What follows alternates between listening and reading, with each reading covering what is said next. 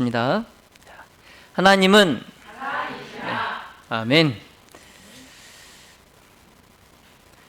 오늘은 단호한 견책의 음성이라는 제목으로 하나님의 말씀을 전하겠습니다. 우리 주제 성경절 하나님의 말씀 디모데후서 4장 1절로 5절의 말씀을 함께 보겠습니다.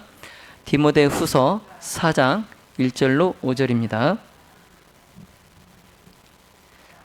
하나님 앞과 산 자와 죽은 자를 심판하실 그리스도 예수 앞에서 그의 나타나실 것과 그의 나라를 두고 엄히 명하노니 너는 말씀을 전파하라. 때를 얻든지 못 얻든지 항상 힘쓰라. 범사에 오래 참음과 가르침으로 경책하며 경계하며 권하라. 때가 이르리니 사람이 바른 교훈을 받지 아니하며 귀가 가려워서 자기의 사욕을 쫓을 스승을 많이 두고 또 그 귀를 진리에서 돌이켜 허탄한 이야기를 쫓으리라. 그러나 너는 모든 일에 근신하여 고난을 받으며 전도인의 일을 하며 내 직무를 다하라. 아멘. 우리 5절 말씀 같이 한번 읽어보겠습니다. 5절. 자, 그러나 시작. 그러나 너는 모든 일에 근신하여 고난을 받으며 전도인의 일을 하며 내 직무를 다하라. 아멘. 단호한 견책의 음성. 오늘 말씀의 제목입니다. 엘리야가 아합 왕에게 말하기를 하나님께서 다시 명령하시기까지 앞으로 몇 년 동안 비나 이슬이 내리지 않을 것이다 라고 말을 했습니다. 그리고 이제 그 엘리야의 예언이 지금 수년째 성취가 되어 가고 있습니다. 자, 때문에 이제 아합 왕과 이스라엘 백성들은 극심한 가뭄으로 인해서 고통을 당하고 있습니다. 정말 그 고통이 이루 말할 수 없을 정도로. 그래서 그 단적인 예로 우리가 지난 시간에 사르밧 과부의 이야기를 우리가 살펴보았습니다. 자, 그러나 여러분, 사실 이 이스라엘이 지금 괴로워할 게 아니라 기뻐해야 될 사람들입니다. 자, 왜냐하면 하나님께서 그들을 인도에 들이신 땅은 무슨 땅이에요? 가뭄과 기근이 끊이지 않는 땅입니까? 하나님께서 이스라엘 백성들을 애굽에서 인도하실 때 내가 너희를 가뭄과 기근이 끊이지 않는 극심한 고통이 있는 땅으로 너희를 인도하겠다. 하나님께서 그러셨나요? 지금 하나님께서 그 이스라엘 백성들을 인도에 들이신 땅은 젖과 꿀이 흐르는 땅이에요. 자, 그래서 하나님께서 이스라엘에게 말씀하시기를 너희가 다시는 비로 인해서 비가 부족해서 고통을 당할 일이 없는 땅으로 그 땅으로 너희를 인도하겠다라고 약속을 하셨습니다. 그래서 신명기 11장 10절로 12절에 보시면 자, 네가 들어가 얻으려 하는 땅은 네가 나온 애굽 땅과 같지 아니하니 거기서는 너희가 파종한 후에 발로 물대기를 채소밭에 됨과 같이 하였거니와 너희가 건너가서 얻을 땅은 산과 골짜기가 있어서 하늘에서 내리는 비를 흡수하는 땅이요 내 하나님 여호와께서 권고하시는 땅이라. 새초부터 새말까지 내 하나님 여호와의 눈이 항상 그 위에 있느니라. 아멘. 자, 하나님께서 이스라엘을 애굽에서 인도하여 들이신 이 가나안 땅은 지금 이스라엘에게 말씀하시는 대로 우로가 있는 땅이에요. 특히 이제 하나님의 안찰하심이 권고하심이 있는 땅입니다. 자, 그러므로 그들은 적어도 비 때문에 괴로움을 당하거나 고통을 받을 이유가 없어요. 그런데 지금 그들이 뭐 때문에 지금 고통을 받고 있어요? 비 때문에. 비 때문에, 적어도 비 때문에 괴로움을 받지 않을 그런 땅에서 비 때문에 지금 괴로움을 당하고 있어요. 자, 근데 그들이 이 비 때문에 괴로움을 당하지 않는 데에는 조건이 있었습니다. 그 조건이 뭔지 아시겠어요, 여러분? 자, 13절로 15절에 신명기 11장 13절로 15절에 내가 오늘날 너희에게 명하는 나의 명령을 너희가 만일 청종하고 너희의 하나님 여호와를 사랑하여 마음을 다하고 성품을 다하여 섬기면 여호와께서 너희 땅에 이른비 늦은비를 적당한 때에 내리시리니 너희가 곡식과 포도주와 기름을 얻을 것이요 또 육축을 위하여 들에 풀이 나게 하시리니 네가 먹고 배부를 것이라. 아멘. 자, 지금 이 말씀에 이른비와 늦은비를 적당한 때에 내리시고 또 육축을 위하여 어디 가서 풀을 먹여야 되나 이런 고민할 필요도 없이 그냥 그 풀이 사방에 이렇게 널리 퍼지게, 이런 정말 풍족한 비와 옥토를 하나님께서 약속하셨는데 그 약속은 지금 무엇을 조건으로 주어졌어요? 두 글자로? 예, 순종. 예. 이 순종을 조건으로 이 복의 약속들이 주어졌어요. 그래서 하나님께서 당신의 백성에게 이렇게 권고하셨습니다. 이어서 16절로 17절에 너희는 스스로 삼가라. 두렵건대 마음에 미혹하여 돌이켜 다른 신들을 섬기며 그것에 절함으로 여호와께서 너희에게 진노하사 하늘을 닫아 비를 내리지 아니하여 땅으로 소산을 내지 않게 하심으로 너희가 여호와의 주신 아름다운 땅에서 속히 멸망할까 노라. 아멘. 자, 지금 이스라엘이 지금 수년간 비가 오지 않아서 극심한 기근과 가뭄 때문에 고통을 받고 있는 그 이유, 그리고 너희가 그렇게 가뭄과 기근으로 고통을 받을 것이다 라고 이미 경고를 하신 말씀이 바로 이 말씀이에요. 예. 이처럼 하나님의 경고는 변함이 없었습니다. 예. 이때 하나님의 말씀하신 이 경고가 지금도 변함이 없어요. 그런데 모세가 죽고 또 여러 세기를 지남에 따라서 그 다음 세대들이 이 자신들의 그 복리를 위해서 만들어진 그 조항들을 잊어버리고 그들이 하나님께 배도하고 그들이 우상을 섬기면서 하나님의 은혜를 그들이 스스로 저버렸어요. 예, 하나님이 먼저 그 약속을 저버리신 게 아니라 이스라엘 백성들이 스스로 그 약속을 저버렸어요. 그래서 그렇게 약속을 어긴 지금 이스라엘 백성에게 지금 하나님께서 어떻게 하셨어요? 약속대로 약속대로 엄한 형벌을 내리셨습니다. 그래서 지금 하나님의 손이 형벌받는 그 땅을 무겁게 누르고 있는 동안 지금 이스라엘 사방에서 고통과 궁핍이 증가하고 있는 거예요. 그런데 지금 엘리야가 그 고통과 궁핍의 그런 백성들의 모습을 바라볼 때에 이 하나님의 사람 엘리야의 마음이 좋았겠습니까? 안타깝고 괴로웠겠습니까? 예. 참 엘리야의 마음이 슬픔으로 찢어지는 듯이 괴로웠다라고 영감의 글은 기록하고 있어요. 슬픔으로 찢어지는 듯이 괴로웠다. 그래서 엘리야가 오랜 가뭄과 기근의 그 고통 속에서 이스라엘 백성들이 그들이 정말 우상 숭배를 버리고 하나님께 돌아와서 다시 하나님께 충성하게 되기를 열심히 기도합니다. 예, 열심히 기도해요. 그렇게 이제 엘리야가 하나님께 이스라엘을 위하여 기도하고 있을 때에 자, 아합은 지금 어떻게 하고 있을까요? 아합. 엘리야는 지금 그들을 위하여 기도하고 있을 때에 아합은 어떻게? 지금 엘리야의 애연 때문에 지금 3년 동안 비가 오지 않아요. 그래서 모든 성읍과 나라들을 샅샅이 뒤집니다. 예, 아주 그냥 샅샅이 뒤져요. 그래서 이 재난의 원흉 엘리야를 잡아라.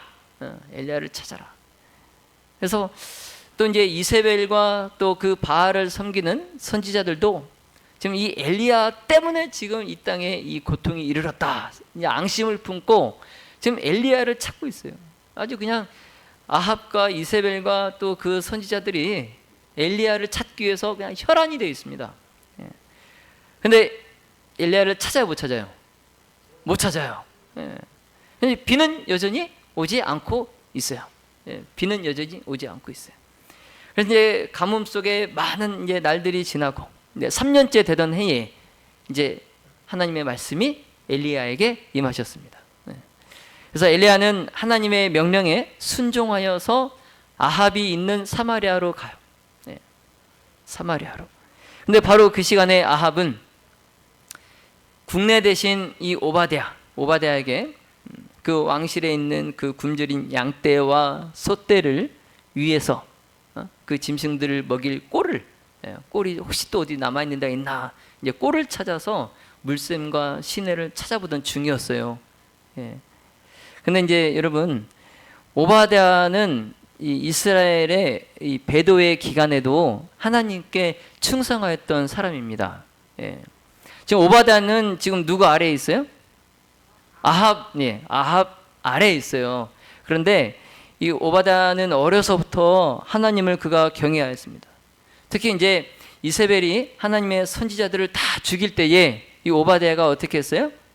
하나님의 선지자 중에 100인을 50인씩 굴에 숨겨놓고 먹을 것과 물을 주어서 그들을 그 환난에서 지켜 보호한 사람이 바로 오바댜입니다. 오바댜. 그런데 그런 오바댜가 물샘과 시내를 찾아서 다니던 그 길에서 누구를 만나요? 아합이 그토록 혈안이 되어서 찾았던 엘리야를 만납니다. 엘리야를. 그래서 엘리야가 이제 오바댜에게 뭐라고 말하냐면 네 주인에게 가서 고하기를 엘리야가 여기 있다 하라 이렇게 이제 명령을 합니다. 오바댜는 이제 엘리야의 그 명령을 듣고 무서운 거예요. 그래서 내가 무슨 죄를 범하였기에 당신이 당신의 종을 아합의 손에 붙여서 죽이게 하려 하시나이까? 지금 그 엘리야의 말대로 아합에게 가서 그대로 고하면 지금 자기는 뭐 하게 된다는 거예요? 아합의 손에 죽게 된다는 거예요. 근데 오바댜가 이렇게 말한 것은 그가 뭐 겁쟁이라서 그런 게 아니라 아합이 원래 그런 사람이에요. 아합이. 여러분 생각해 보세요. 지금 오바댜가 엘리야를 지금 붙잡아 온 것도 아니에요. 그렇죠? 그래서 엘리야가 이제 아합에게 가서 엘리야가 지금 어디 있는지 제가 압니다. 저랑 같이 그를 만나러 가시죠. 이제 이렇게 말을 해야 되는데 만약에 그 왕을 데리고 엘리야가 있던 곳으로 가는 사이에 또 하나님의 영이 임하셔서 엘리야가 또 다른 곳으로 떠나버리면 그 어떻게 됩니까? 오바댜는. 그래서 이 엘리야의 말을 아합에게 전하는 것 자체가 오바댜는 자살행위였던 거예요. 자살행위. 그러니 오바댜가 얼마나 두렵고 겁이 났겠어요. 그러자 이제 엘리야가 그 근심과 겁에 질린 오바댜에게 내가 어디 안 가고 그냥 여기 있을 거니까 안심하라. 안심하라. 그래서 엘리야의 그런 보증, 그런 보증을 받고 오바댜가 이제 아합에게 가서 엘리야가 만날 것을 전합니다. 근데 아합이 이제 그토록 찾던 그 엘리야에게서 온 기배를 그가 이제 듣긴 들었지만 막상 그렇게 기쁘지 않은 거예요. 그토록 엘리야를 찾긴 했는데 이제 엘리야의 기배를 그가 듣고 나서는 그렇게 기쁘지 않은 겁니다. 왜냐하면 엘리야가 이스라엘에 대해서 어떤 또 다른 재앙을 말하려고 하는 건 아닐까 이런 그 불안한 생각 때문에 그냥 마냥 기쁘진 또 않은 거예요. 자, 지금 3년 넘게 가뭄 때문에 지금 힘들어 죽겠는데 이제 이 재난 말고 또 다른 재앙을 예언하진 않을까 이런 걱정. 그래서 아합은 이 전에 하나님의 선지자를 해하려고 했던 그 여로보암의 손이 그것이 말랐던 것을 그가 기억을 하고 있었기 때문에 이 아합이 무섭다고 해서 그가 손을 들어서 하나님의 사자 엘리야를 감히 칠 수도 없었어요. 왜냐하면 자기도 여로보암처럼 그렇게 될까봐. 그래서 엘리야를 뭐 죽일 수도 없고 또 엘리야의 그 부름에 자신이 응할 수도 없고 이러지도 저러지도 그러고 못하는 상황에 그래도 이제 결국 군사들을 데리고 자신을 호위하라고 하고 이제 엘리야를 만나러 갑니다. 어쩔 수 없이. 그래서 이제 아합 왕과 선지자 엘리야가 드디어 이제 서로 대면하게 됩니다. 서로. 그래서 이제 비록 아합이 엘리야를 만나러 갈 때는 격렬한 그 증오심으로 가득 차 있었는데, 지금 이제 막상 엘리야를 만나고 엘리야 앞에 있으니까 이제 아합이 갑자기 온순한 양이 됐어요. 엘리야를 만나러 오기 전까지는 그냥 막 기세등등해가지고 막 성난 사자처럼 그렇게 왔는데, 막상 엘리야 앞에 탁 서니까 온순한 양이 됐어요. 그러면서 이제 그가 더듬거리면서 그가 첫 한마디 하는 게 무슨 말이냐면, 이스라엘을 괴롭게 하는 자여 너냐? 이스라엘을 괴롭히는 자가 너냐? 이런 거예요. 그래서 지금 이 말 속에는 뭡니까? 이스라엘 땅 위에 지금 내리고 있는 이 재앙의 책임이 누구에게 있다고 지금 하는 거예요? 하나님이 아닌 엘리야 너에게 있다라는 거죠. 자, 그런데 사실 아합이 이스라엘의 하나님을 그가 잊지 않고 있었다면 그 자신의 행위를 하나님의 눈으로 바라볼 수 있었을 거예요. 자신의 잘못을. 그래서 그 지금 아합이 엘리야에게 이스라엘을 괴롭게 하는 자가 너냐라고 문책을 하지만, 사실 그 문책의 대상이 누구예요? 하나님의 눈으로 보면 엘리야가 아니고 아합이죠. 아합, 자기 자신이에요. 그러니까 이 질문은 지금 엘리야에게 할 게 아니라 누구에게 해야 될 거예요? 자기 자신한테 해야 될 질문이에요. 그런데 그런 아합과 반대로 양심의 꺼리낌이 없이 아합 앞에 선 엘리야는 자신을 변명하거나 아첨하려 하지 않았어요. 엘리야는 아합에게 잘 보이거나 사과해야 될 일이 없었습니다. 미안합니다. 내가 그때 또 하나님의 기회를 전해서 지금 3년 넘게 이렇게 힘들고 좀 많이 힘드시죠? 죄송합니다. 이렇게 사과할 필요가 없었어요. 그냥 하나님의 영광을 위하여서 정말 열심히 있는 이 엘리야가 그 아합이 자기에게 했던 그 질책을 이제 되받아서 이스라엘에게 무서운 재난을 가져온 것은 내가 아니라 오히려 너다. 너와 너의 조상의 죄다. 그 죄가 지금 이스라엘을 지금 힘들게 하고 있다. 그래서 엘리야가 담대하게 또 단호하게 내가 이스라엘을 괴롭게 한 것이 아니라 당신과 당신의 아비의 집이 괴롭게 했으니 이는 여호와의 명령을 버렸고 당신이 바알을 쫓았음이라, 이렇게 말을 합니다. 여러분, 아합 앞에서 담대하고 단호하게 하나님의 기별을 전하고 또 그 왕의 잘못을 책망하는 이 엘리야의 모습을 보고 무엇을 느끼십니까?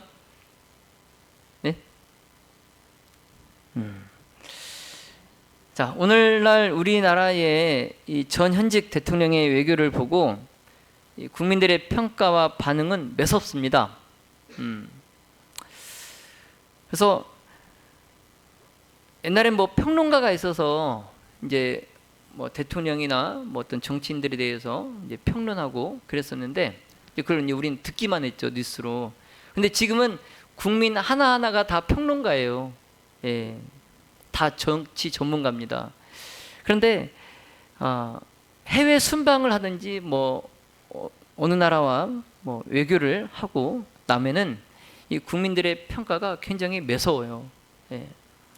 누구는 이렇게 하는데 누구는 그렇지 못하더라 부터 시작해서 누구의 외교가 더 떳떳하고 단호하고 실익이 있었다. 그리고 국가의 위상을 높였다. 이렇게 평가를 합니다. 이 정도로 이제 우리 국민들의 정치에 대한 관심과 열정 그리고 평가 수준이 높아졌어요. 높아졌어요. 자, 그런데 지금 이 아합 왕 앞에서 담대하고 단호하게 하나님의 기별을 전하고 그 왕의 잘못을 정확하게 딱 책망했던 이 엘리야의 담대한 사역은 비단 이 정치에만 국한되지 않고 오늘날 교회의 목사와 또 강단 위의 설교자에게도 그대로 적용이 됩니다.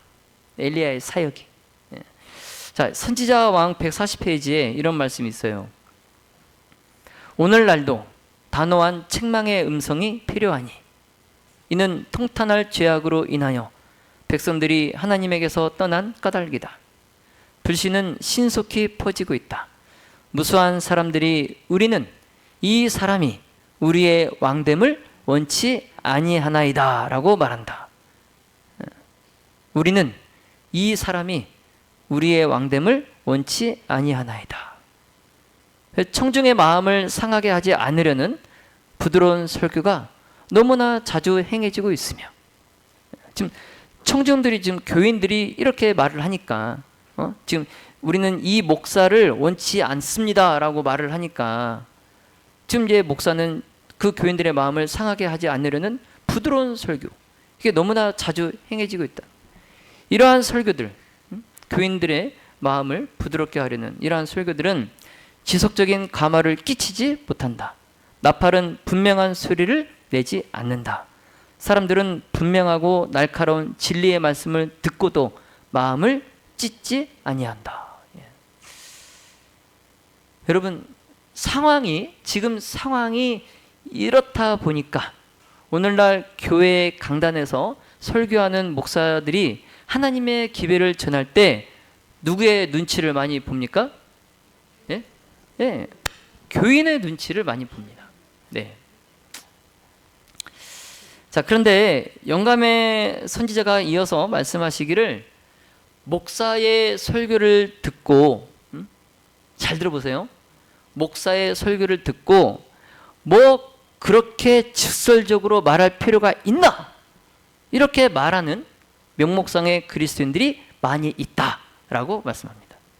뭐 그렇게 직설적으로 말할 필요가 있다? 그렇게 말하는 명목상의 그리스도인들, 이름만 그리스도인, 이런 사람들이 많다는 거예요. 예를 들어볼까요? 예를 들어보면, 자, 그렇게 말하는, 뭐 그렇게 직설적으로 말할 필요가 있나라고 말하는 명목상의 그리스도인들이, 그들이 침례 요한의 외침에 대해서 그들이 어떻게 말할까요? 침례 요한의 외침에 대해서 똑같이 말합니다. 자, 뭐라고 말하냐면, 자, 그들은 침례 요한이 바리새인들에게 뭐라고 했어요? 바리새인들에게 독사의 자식들아, 누가 너희를 가르쳐 임박한 진노를 피하라 하더냐, 이렇게 말했잖아요. 그런데 꼭 그렇게 말할 필요가 있었나? 라고 말을 합니다. 침례 요한이 바리새인들에게 꼭 그렇게 말할 필요가 있었나? 그리고 왜 굳이 헤롯에게 동생의 아내와 사는 것이 합당하지 않다고 말해서 헤로디아의 분노를 살 필요가 있었나? 이렇게 말합니다. 그러면서 그들은 말하기를 침례 요한이 죽은 것은, 침례 요한이 죽었잖아요. 참수를 당했잖아요. 그 침례 요한이 죽은 것은 그의 직설적인 말 때문이다, 이제 그렇게 말한다는 거예요. 침례 요한이 죽은 건 뭐 때문에 죽었다고요? 그가 그렇게 그냥 직설적으로 말했기 때문에, 입을 한마디로 그냥 잘못 놀렸기 때문에 그가 죽은 것이다 라고 말한다는 거예요, 그 사람들이. 또한 이제 침례 요한이 죄악 중에 사는 사람들에게 그냥 불쾌감을 주지 않고 그냥 좋게 할 수 없었나? 이렇게 말한다는 거죠. 자, 여러분, 이들의 이 질문이 맞습니까? 이들의 이 질문이 맞아요? 어떻게 생각하십니까? 그냥 편하게, 그냥 안전하게 살지, 왜 굳이 그냥 그렇게 그냥 직설적으로 말해서, 왜 굳이 그냥 앞에 나서가지고, 왜 굳이 그냥 바른 말을 해가지고, 여러분 그런가요? 그렇습니까? 여러분, 만약 침례 요한이 그렇게 했다면, 그냥 안전하게, 광야에서 그냥 그대로 메뚜기나 석청이나 먹으면서 그냥 그대로 그냥 안전하게 지내다가 그냥 100년 그렇게 그냥 장수하다가 얼마나 건강식에 메뚜기 석청만 먹으니까 암도 안 걸리고 얼마나 오래 살아요.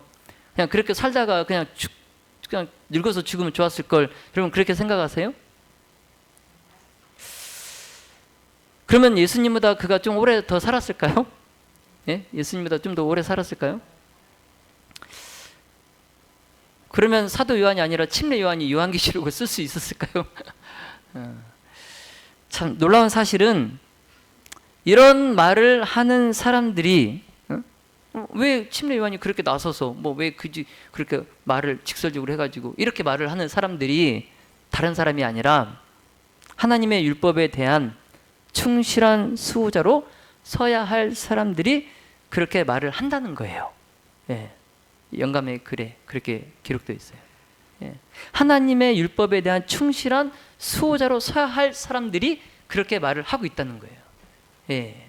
안 믿는 사람들이 그렇게 말하는 게 아니에요. 믿지 않는 사람들이 그렇게 말하는 게 아니라 하나님의 율법을 세워야 할 그러한 사람들이 그렇게 말을 한다는 거예요. 그래서 이제 교회의 정책이 하나님께 대한 충실을 대신합니다. 그리고 이 죄는 책망을 받지 않은 채 지나가요. 예. 이렇게 하는데 죄를 누가 책망하겠습니까? 그렇잖아요. 그렇게 하는데 죄를 책망할 사람이 누가 있어요? 그러니까 죄가 책망을 받지 않고 그냥 지나가요. 해결을 하지 못하고 그냥 지나가요.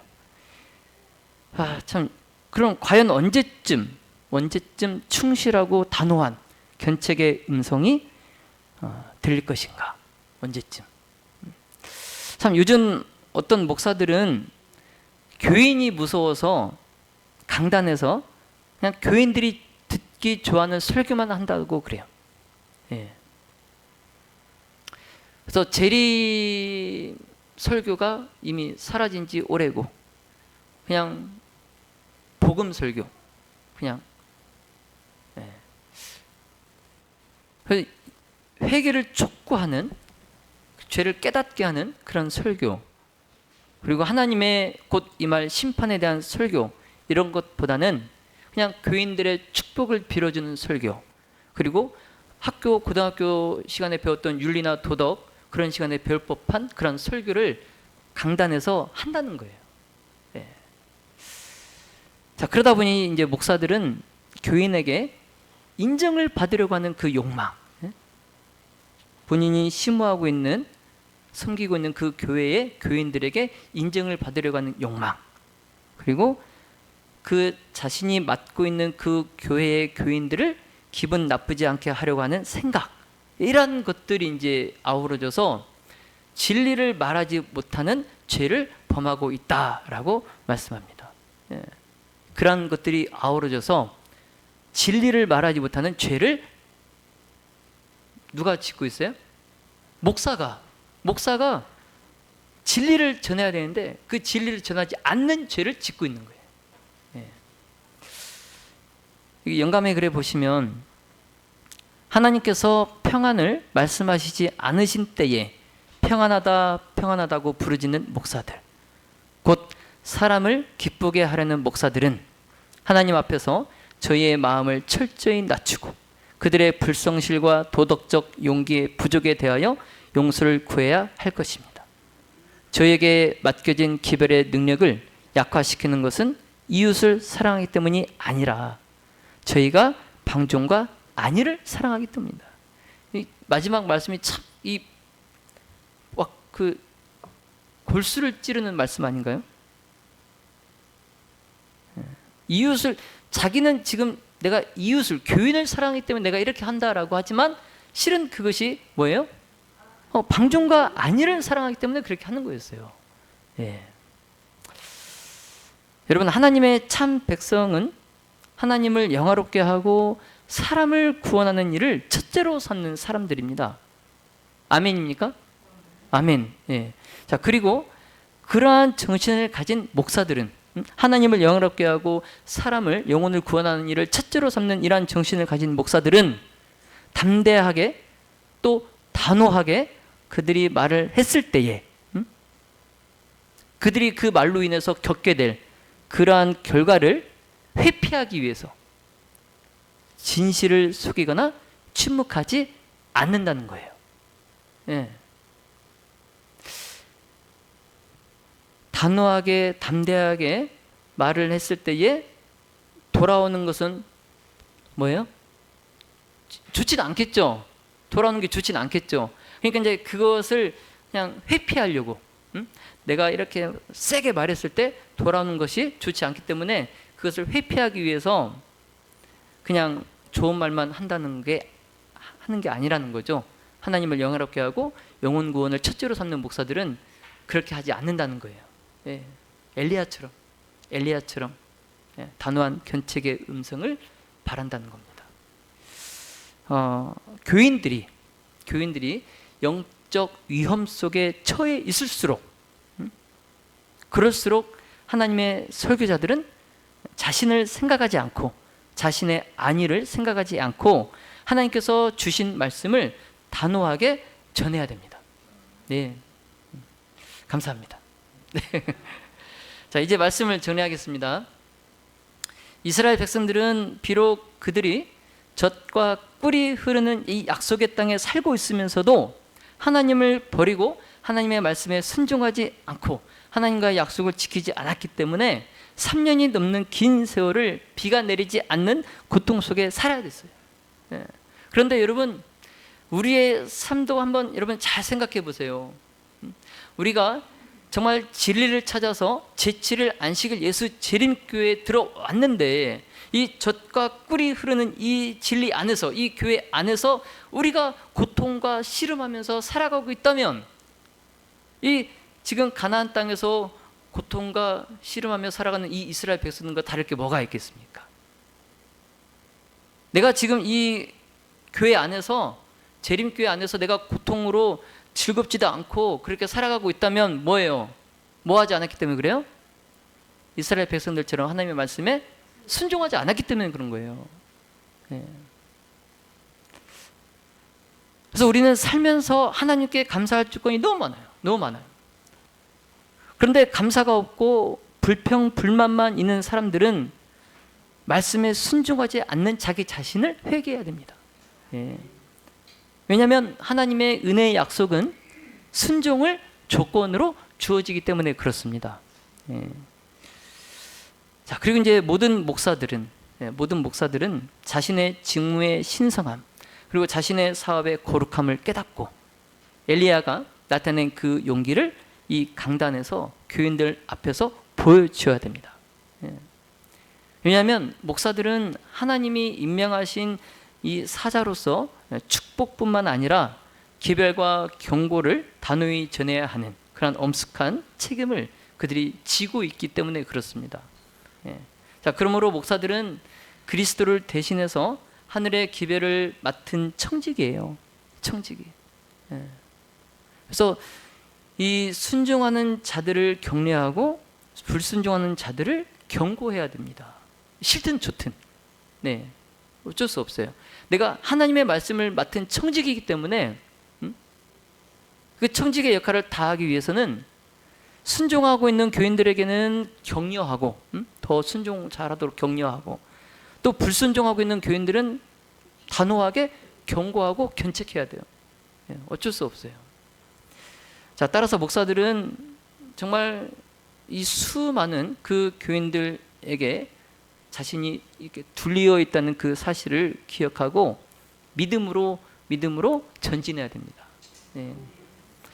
자, 여러분, 오늘날에도 하나님께서는 엘리야와 또 나단과 또 침례 요한 같은 사람을 찾으십니다. 그들을 부르세요. 자, 결과에 개의치 않고 당신의 기별을 충실히 전할 사람.